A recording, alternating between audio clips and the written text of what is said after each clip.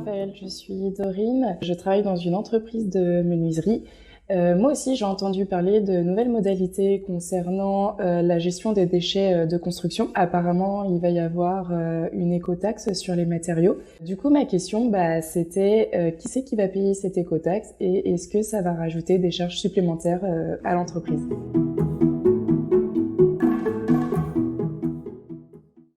Bonjour Dorine. En effet, l'éco-contribution, c'est une vraie question avec différentes modalités de réponse.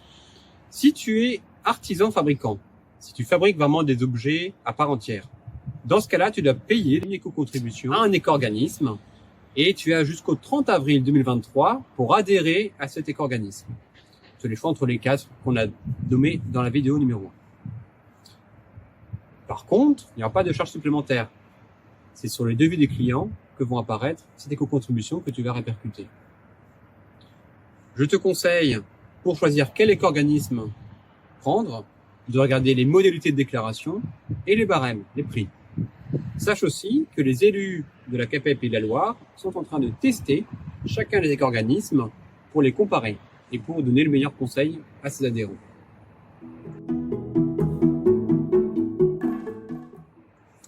Si tu ne fabriques pas, si tu es juste assembleur d'un bâtiment que tu installes, dans ce cas-là, tu verras l'éco-contribution sur les factures de tes fournisseurs et tu répercuteras une éco-contribution sur tes devis à tes clients.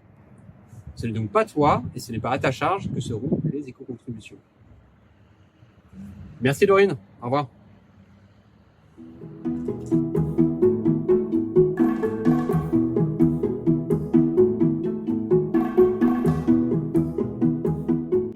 Non, il n'y aura pas de gratuité au 1er juillet 2023.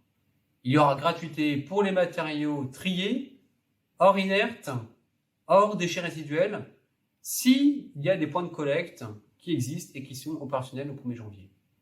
Nous n'avons pas encore connaissance de nouveaux points de maillage, de nouveaux points de collecte qui seront ouverts au 1er janvier. Il ne faut donc surtout pas annuler son contrat avec son prestataire de déchets actuel et attendre que les solutions se mettent en place progressivement. De même que pour la gratuité, qui sera progressive.